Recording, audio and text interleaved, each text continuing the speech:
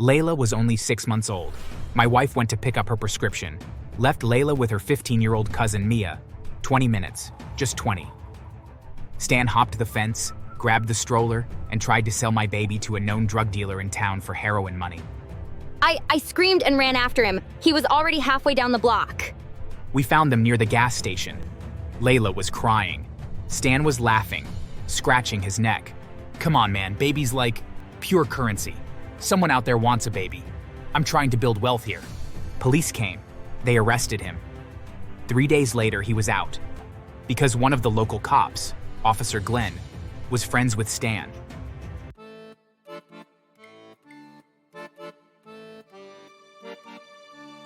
My name's Calvin Dunn, and before all this madness, I had what most would call a simple, beautiful life. I work as a wildlife consultant and part-time reptile handler. Yes, I'm one of those guys with snakes in their garage. But don't worry, I'm licensed, careful, and they're mostly non-venomous. I bought a small 2-story home on a cozy street tucked just outside the city. White fences, trimmed hedges, potlucks, neighbors who knew your dog's name. It was the kind of place you raised your kids and planned your retirement. Then Stan moved in. He came in like a raccoon in the middle of the night, loud, messy, and impossible to get rid of. His arrival was an omen. The very next day, his rust-covered van smashed through Mrs. Callahan's prized rose bushes. When she kindly asked him to be careful, he spat on the ground and said, "Maybe don't plant your dead husband's weeds near the driveway, you old crone." That set the tone. At first, we all tried to be neighborly. Stan made sure we regretted it. He threw loud parties at 2 a.m. on weekdays, shirtless and drunk, screaming old death metal tracks. His yard looked like a landfill with furniture he never used, and a bathtub full of cigarette butts. His dog, a large pit mix named Meatball, roamed freely, pooping in everyone's yard like it was public property. The whole street hated him. And I mean everyone. There wasn't a single soul on our block who didn't have a Stan story.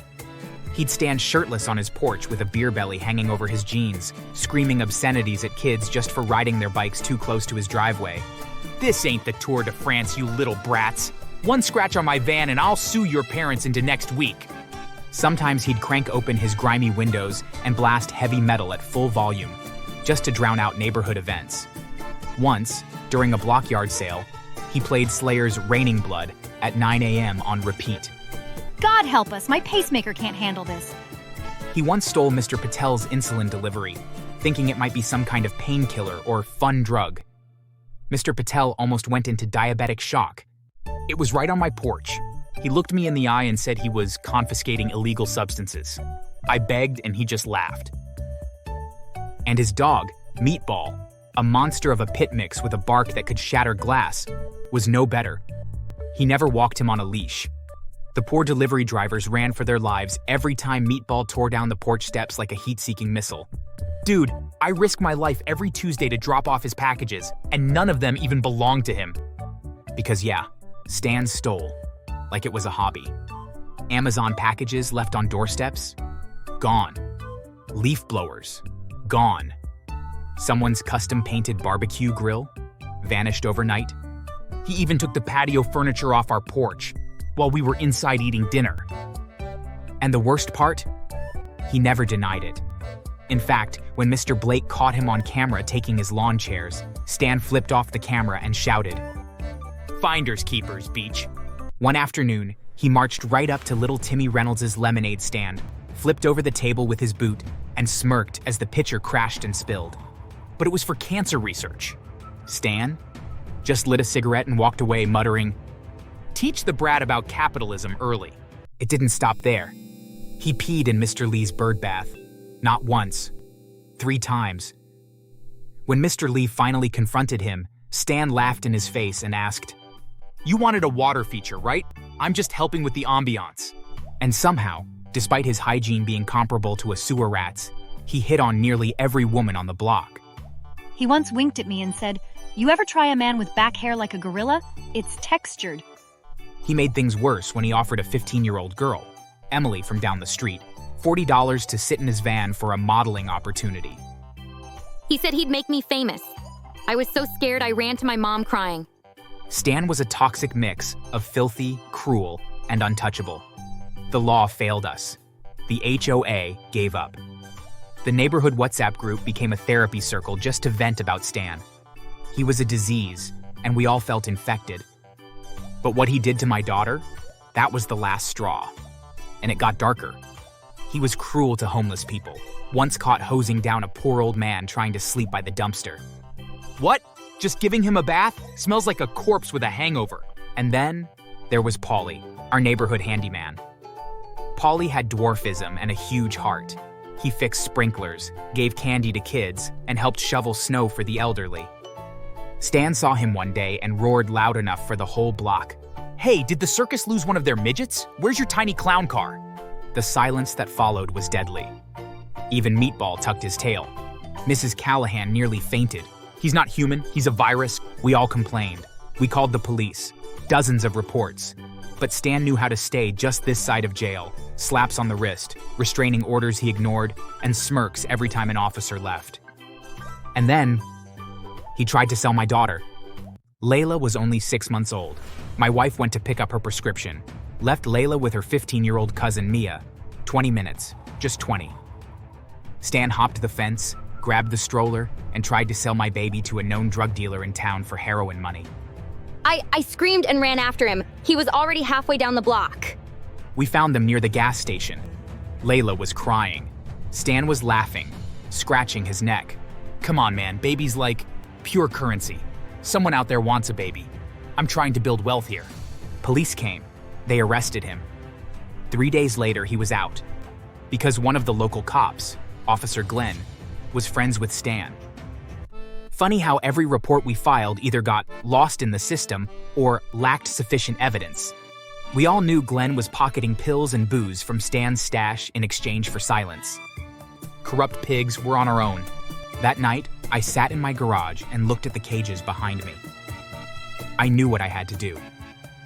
I started with the bait. I let it leak that I'd inherited a fortune. Told the mailman, dropped loud calls on speakerphone, made sure Stan heard me say, "I got gold bars in the house. Can't trust banks these days." "Damn, man. Just don't let your crazy neighbor hear." Then I fortified the house.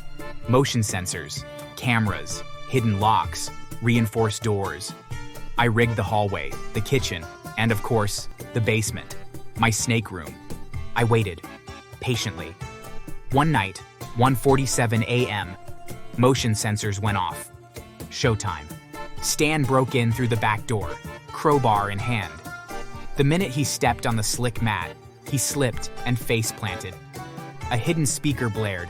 "Intruder alert. Authorities have been notified." Lights started flickering. Trap 2. Blinding strobe flashes and smoke machines. Stan screamed and stumbled toward the living room. Trap 3. The hallway caltrops. Twisted coat hangers sprayed with WD-40. He stepped on 3 and screamed bloody murder. "What the fight?" He hobbled into the next room. Trap 4. A cage slammed down behind him, locking him in the den.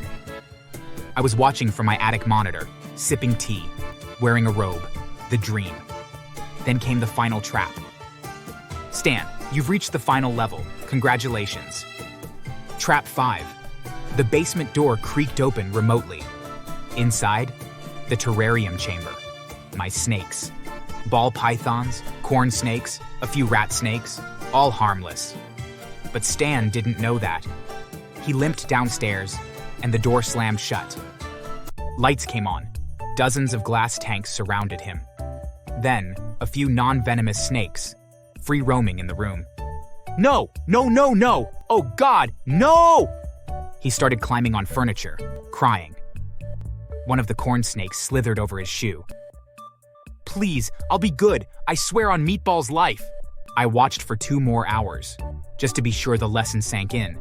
I kept him for 3 days, fed him vegan mush, played Baby Shark on repeat, random smoke, sleep deprivation, snakes watching him from their tanks like judges at a trial.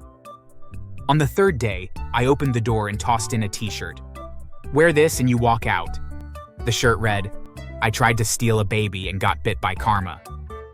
He wore it. He left that night limping and sobbing. The next day, he skipped town, vanished. 2 weeks later, a black Escalade rolled into our street. Big guys stepped out. Marco. Word was Stan had crossed the cartel before trying to sell my daughter. You seen this idiot? I handed him a flash drive. Footage of Stan getting wrecked by snakes, caltrops, and kale smoothies. You're better than us. They never came back. Since then, peace. Mrs. Callahan planted new roses. Mr. Rodriguez grills ribs again.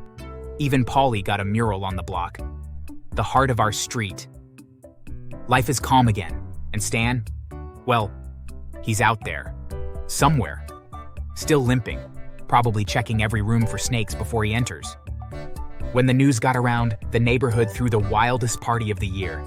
There were balloons, barbecue, and a cardboard cutout of Stan getting chased by snakes.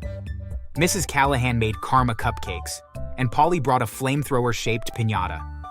For the first time in years, the whole block laughed without looking over their shoulders. So, where do you think Stan is now? Oh, and if you enjoyed this story, go ahead and subscribe.